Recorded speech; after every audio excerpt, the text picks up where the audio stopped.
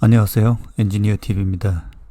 이번 영상은 폐배터리 관련 내용입니다. 실제 폐배터리의 가치가 어느 정도 될 것인가. 제목에는 100kg이라고 했죠. 신품의 가격이야 훨씬 높겠죠. 근데 폐차 직전이나 아니면 사고가 났을 때 아니면 교체했을 때 완전히 사용 기간이 다 지난 그런 배터리의 경우 얼마의 가치가 있을까라는 겁니다. 이런 배터리의 어떤 수명, 어떤 상태를 검사하는 것도 사실 비용이 들어가는 거죠. 그래서 어느 정도 사용 기한이 지난 배터리 같은 경우에는 그냥 폐기하게 됩니다. 폐기했을 때 가치가 어느 정도일까? 이런 부분에 대해서 알아보겠습니다. 폐배터리 관련된 정책이 아직 확정되지는 않았지만 최근 2022년 5월 기사 정도에서 보면 테슬라 같은 경우 국내 전기차보다 최대 40%가량 저렴한 가격에 차량 배터리를 교체해주고 있다는 겁니다. 대신 이제 폐배터리를 회수해가는 조건이라는 것이죠. 근데 이 폐배터리의 소유권이 아직 불확실하다는 거죠.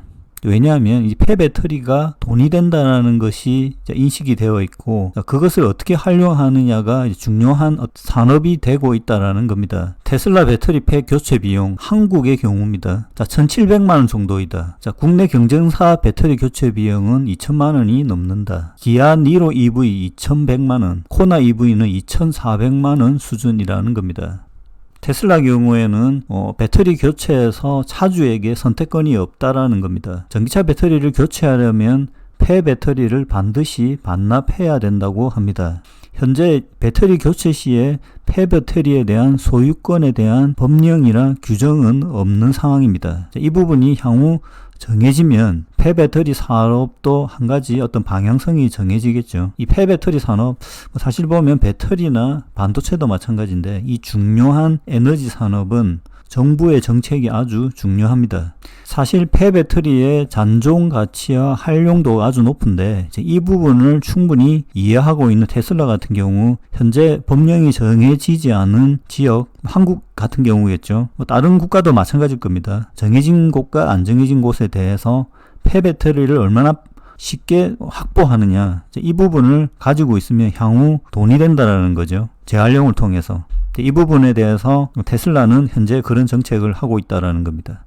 다른 기업들도 향후 어느 정도 방향성이 정해질 거라고 봅니다. 그러면 이 폐배터리의 실제 가치가 어느 정도 될 것인가 좀 세부적으로 보도록 하겠습니다. 이 그림 중요합니다. 배터리 팩 가격 관련된 건데 이게 신품에 관련된 거죠. 이거의 가격에 대해서 어느 정도 아래 위로 변동하면서 기업별로 영업이익의 차이가 발생하는 겁니다. 현재 100kW 정도 된다고 하면 롱레인지 기준이죠. 한 500km 주행거리가 나오는 차들 같은 경우 배터리 팩이 100kWh 정도 되죠. 이렇게 봤을 때 $150를 곱하면 15,000달러 정도 되고 1,300원 환율 기준으로 하면 2천만 원 정도 됩니다. 이게 이제 신품 배터리의 기준이라는 거죠. 실제 이거보다 더 싸게 만드는 기업들도 있고 비싸게 만드는 기업도 있다라는 겁니다. 평균이기 때문에. 배터리의 신품의 가치는 이 정도라는 거죠. 앞부분 테슬라와 그 국내 전기차 현대의 경우겠죠. 전기차 배터리 교체 가격을 보면 1,700만 원, 2천만 원 이렇다는 거죠. 이게 이제 공임도 들어갑니다. 배터리 팩만의 비용이 있고 그 다음 교체 비용이 인건비가 들어가야 되는 거죠. 이 부분도 상당히 큰 상황입니다.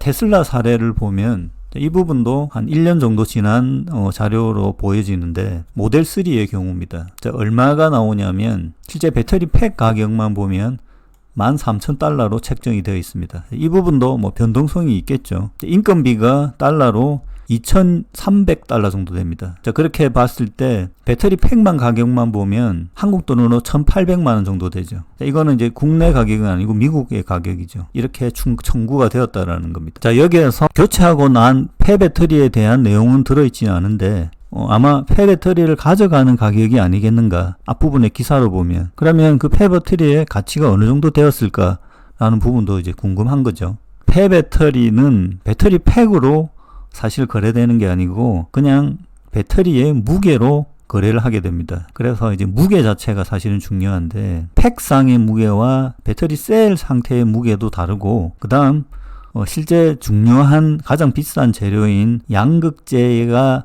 들어있는 양극재의 파우더 상태, 이걸 이제 블랙 매스라고 하는데 거기에 가격도 좀 차이가 있습니다. 모델 3 경우에 무게가, 이것도 뭐 공식적인 자료들은 거의 없기 때문에 알려진 거는 480kg 정도 된다고 합니다. 여기에도 보면 셀 상태가 309kg, 셀 상태가 가격이 더 비싸겠죠. 팩은 125kg이다. 거의 알루미늄 가격일 가능성이 높죠. 팩 같은 경우. 자, 아이오닉 5의 배터리도 이런 상태입니다. 그림과 같이. 여기에 보면 72kW짜리에 30개 모듈로 구성되어 있는 것이다 라고 되어 있고, 여기에 무게는 450kg 정도 된다. 자, 64kW짜리 코나 같은 경우에도 450 정도 된다고 합니다. 자, 이게 이제 어느 정도 배터리 플랫폼에서 배터리 팩의 무게를 한 500kg 이하로 구성해야지만 어떤 차량의 무게가 도로에서 다닐 수 있는 상태로 만족이 된다는 거죠.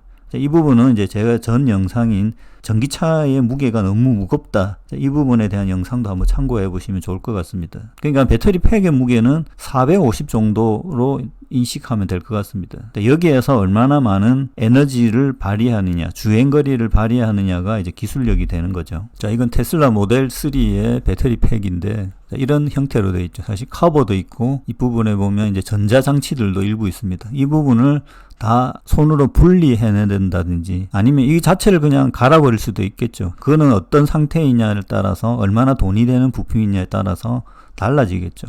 이거는 폐차장에서의 프로세스로 결정될 겁니다. 전기차 전용 폐차장도 생길 거라 봅니다. 자, 그렇게 가면 이 전기차 배터리를 분해하는 것 자체가 상당히 조금 위험할 수 있습니다. 이게 이제 배터리만 보관한다 하더라도 화재가 나는 경우가 있거든요. 이거를 분해했을 경우에 좀 위험한 상황입니다. 그래서 이런 복장을 하고 나서 배터리를 분해하게 되는 거죠. 이거 같은 경우에 모듈 자체를 현재 쓸 수 있게끔 분해하는 경우인데, 배터리 수명이 남아있는 경우 이렇게 활용할 수도 있고, 아니면 이렇게 하지 않고 그냥 스크랩 하는 경우도 있을 겁니다. 이 같은 경우 모델 3의 원형 배터리죠. 이것도 테슬라 같은 경우에는 셀별로 분해하기는 쉽지 않은 상황이죠. 그런 형태를 허용하지는 않는 것으로 보입니다. 자, 이거는 이제 각형 배터리죠. 폭스바겐 사례인데, 이게 셔레드라고 하는 스크랩 기계입니다. 그래서 그냥 통째로 갈아버리는 거죠. 자, 폐배터리의 상태는 최초로 이 상태로 진행되는 것으로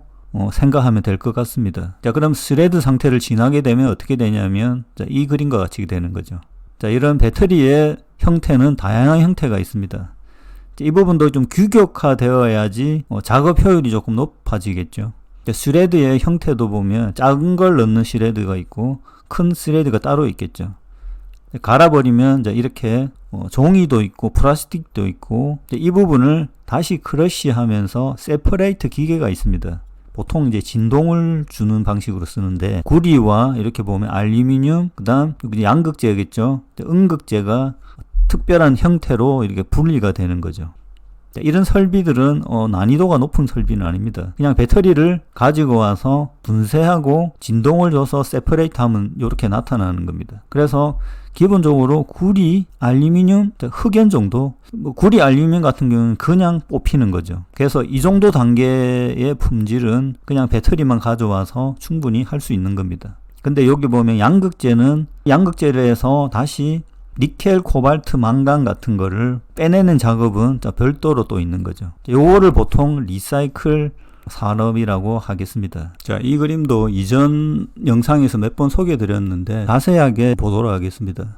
여기도 보면 이제 배터리 팩 기준이고, 그죠? 여기 보면 스틸, 철이 가장 많이 들어있죠. 재질이 이제 으로 돼 있을 경우도 많고, 근데 대부분 이제 철로, 알루미늄 가격이 비싸기 때문에 철로 돼 있다라는 겁니다. 그러니까 이거를 분해하고 났을 경우에 배터리 셀 구조로 가면 이렇게 다양하게 리튬, 망간, 코발트, 니켈, 구리, 알루미늄 이렇게 나눠지는 거죠. NCM622로 이제 기준으로 돼 있고, 니켈 함량이 60% 된 양극재를 쓴 거죠. 킬로와트당 가치를 보면 $13 정도 된다라는 거고, B 사례는 뭐냐면 프리커서 양극재라고 보면 됩니다. 양극재의 경우에는 킬로와트당 $27 정도 된다라는 거죠. 이 가격도 나중에 이제 실제 현물 거래 가격이 나옵니다. 최근에. 이건 이제 참고된 가격이라고 보면 될 것 같고요. 여기에도 보면 메카니컬 트리트먼트라는 게 앞부분에 보면 쉐레드라든지 분리기 정도, 화학적 반응을 거치지 않는, 하이드로메탈로지로 가면 이제 습식 건식 공정에 대한 영상이 있었죠. 제 영상 중에. 그런 화학 공정이 들어갔을 경우의 비용을 이야기하는 겁니다. 자, 이 각각의 공정에 따라서 앞부분의 경우에 이렇게 구리, 알루미늄이 나오는 공정이 보통 메카니컬 트리트먼트 정도라고 보는 거죠. 그래서 킬로와트당 1달러, 2달러 정도 들어가는 거죠. 그 정도만 되면 이게 나온다라는 겁니다. 알루미늄 스크랩과 구리 스크랩 정도는 나오는 거죠. 근데 니켈을 뽑아내려고 하면 하이드로메탈로지 2.2, 4.5달러 정도가 들어가는 겁니다. 단순하게 본다 그러면 킬로와트당 13달러의 배터리의 가치를 다시 리사이클 하기 위해서는 9달러 정도가 들어간다. 이렇게 이해하면 될 것 같습니다. 자, 앞에 그림을 이제 한글로 변환된 건데, 자, 실제 여기 이제 니켈, 코발트, 리튬, 망간 정도 되는 게 전체 리사이클링 가치에서 한 15% 정도 된다라는 거죠. 이게 이제 양극재 포지션인데, 배터리 셀로 보면 보통 뭐 30%, 40% 되는 수준으로 이야기를 하거든요. 근데 리사이클로 넘어가면 15% 정도 된다라는 거죠. 좀 줄어든다. 자, 그리고 가치가 가장 높은 소재는 뭐냐 하면 여기 코발트죠. 지금 보면 NCM 622이 주력이고 NCM 811이 급속도로 늘어나고 있죠. LFP와 NCA도. 근데 과거에 보면 요 코발트 함량이 높은 NCM 111이 33% 들어있으니까 코발트가 이것도 이제 킬로와트당 얼마인데 42달러, 622 32, 811 25 정도 된다는 거죠. 그다음 NCA로 넣으면 24. 인산철은 15 정도밖에 안 됩니다. 자, 여기에서 평균적으로 전기차에서 킬로와트당 배터리의 가치는 20달러 정도 되겠다. 25달러에서. 인산철 같은 경우에는 15달러 정도 되는 겁니다. 자, 이 그림도 여러 번 소개해드린 내용인데 NCM 811 사례죠. 셀 상태고 실제 배터리의 가격, 셀 상태에서 82 정도 되는데, 자, 리사이클은 어디로 돌아가는 거냐면 따지고 보면 이 상태로 돌아가는 거죠. 10 정도의 상태로. 자, 중간에 다시 리사이클링을 하기 위해서 공임들이 들어가게 되는 거죠. 거꾸로 이야기하면. 자, 이 그림도 보면 과거의 전체적인 2013년도에 배터리 팩과 셀의 금액이 684였다라는 거죠. 지금 이제 150인데 132까지도 내려갔었다가 이 비중이 팩이 점점점 줄어들고 있죠. 지금 보면 101대 31 정도로. 거기에서 보면 셀 상태로 보면 캐소드가 51, 음극이 12, 세퍼레이트 7, 전액 4, 배터리 하우징이라는 거는 이제 외관에 이렇게 케이스를 이야기하는 거죠. 3% 정도 되죠. 실제 이 캐소드가 가장 가치가 있는 재료이다라는 겁니다. 결론적으로 중국에서는 폐배터리 거래가 이루어지고 있습니다. 자, 그게 이제 실시간으로 거래 가격이 변하고 있는데요. 이게 이제 배터리 종류에 따라서 가격이 조금씩 차이가 있습니다. 이게 다 나와 있지는 않던데, 여기 보면 리튬 코발트 LCO 배터리라고 돼 있죠.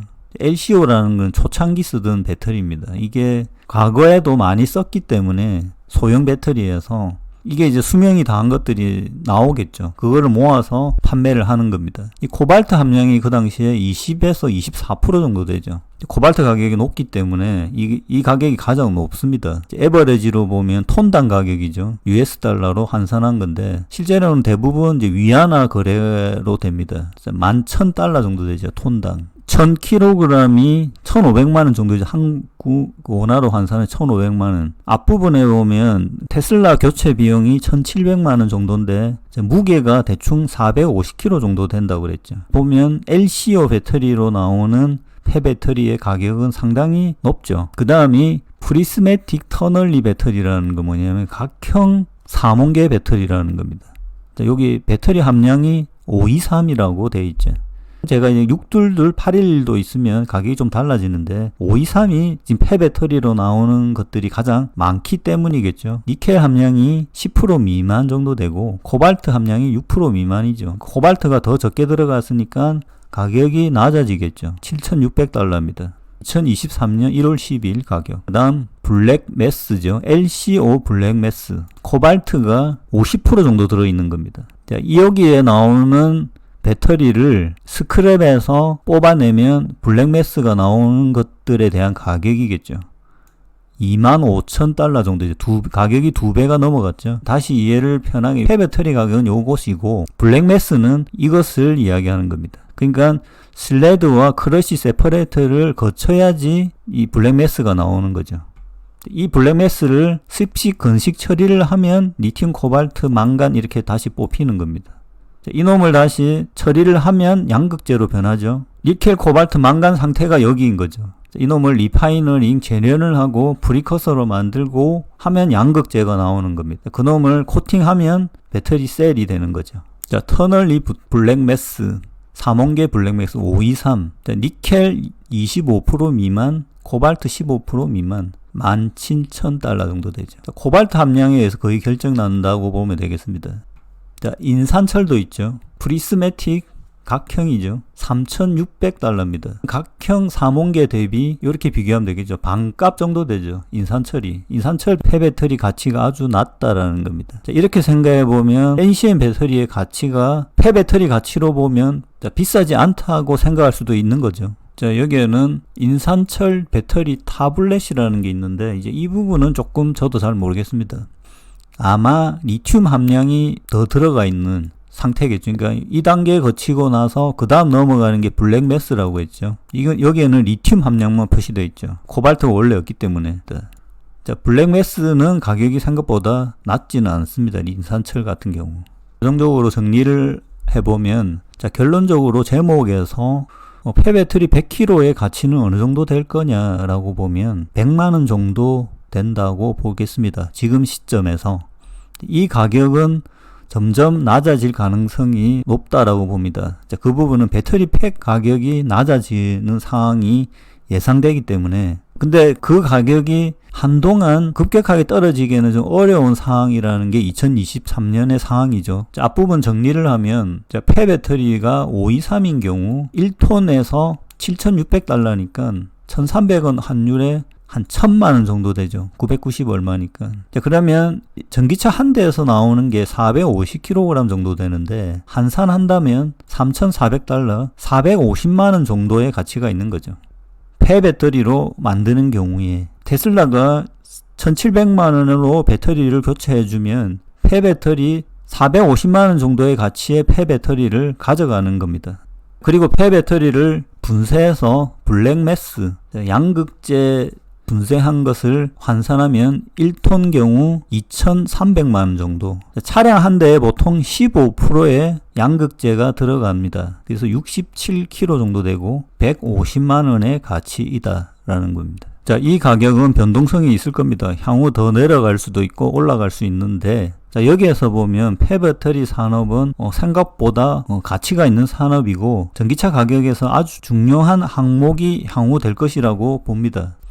이렇기 때문에 전기차 배터리의 교체 비용을 정한다든지 아니면 교체한 이후에 폐배터리를 어떻게 소유권으로 정하는 것은 아주 중요한 사항이 될 것이고, 이것은 국가 간 정부에서 법으로 정해지면 어떤 집단이 유리하게 될 건지가 결정될 것으로 봅니다. 자, 이것으로 마치겠습니다.